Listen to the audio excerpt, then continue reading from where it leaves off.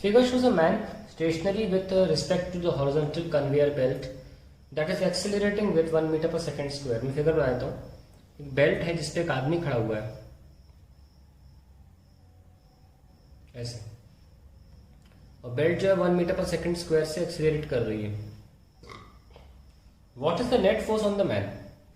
ठीक है।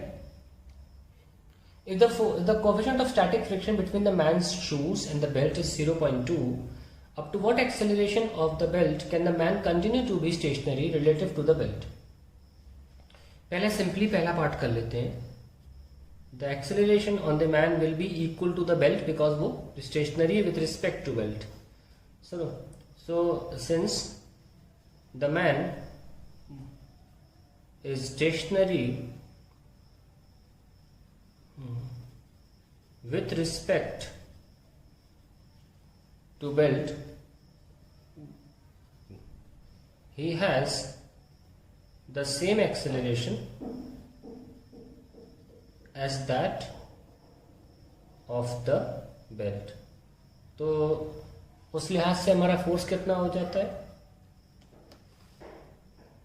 Mass into acceleration. Mass is 65, आदमी का वजन 65 दे रखा है, देखो यहाँ पे एंड में दे रखा था 65 kg, ठीक है, into acceleration is 1, that is 65 Newton.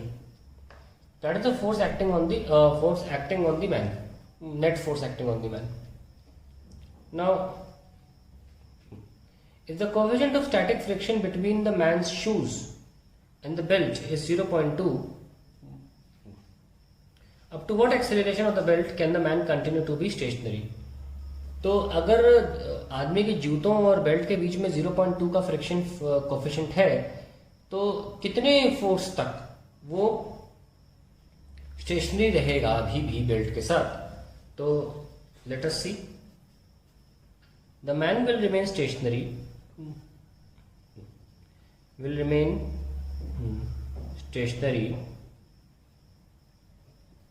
till the force does not exceed the maximum static friction, है ना? The maximum static friction called the limiting static friction। ये आपको कॉन्सेप्ट वाली बात आ गई इसमें, ना? तो कैसे करेंगे इसे?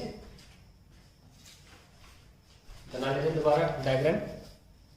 हम आदमी को ब्लॉक की तरह बना लेते हैं। मान लो ये आदमी है, ये ब्लॉक, यही मैन है 65 kg का। तो ये इसका 65 इंटू जी है, ये रिएक्शन है, और ये इसका, अगर आदमी जा रहा है and you want him to be moving with respect to belt, अभी तक तो ही stationary with respect to belt, but if you want him to move with respect to belt, then आपका जो फोर्स आगे की तरफ लग रहा था बेल्ट के साथ, that should exceed the static friction. और स्टैटिक फ्रिक्शन हमेशा जोड़ के रखता है, और जब तक स्टैटिक फ्रिक्शन तक नहीं पहुंचोगे तब तक जितना लगा रहा है वो फोर्स उतना ही फोर्स लगता भी रहेगा। तो हम बस इतना ही निकालना है कि लिमिटिंग स्टैटिक निकाल लें, जो कि होता है म्यू इंटू आर। म्यू कितना दे रखा है? 0.2, आर कितना है? 65 जी। ओके, तो 0.2 इंटू जी करोगे तो 2 आ जाएगा, 2 इंटू 65, तो आंसर विल बी 130 न्यूटन।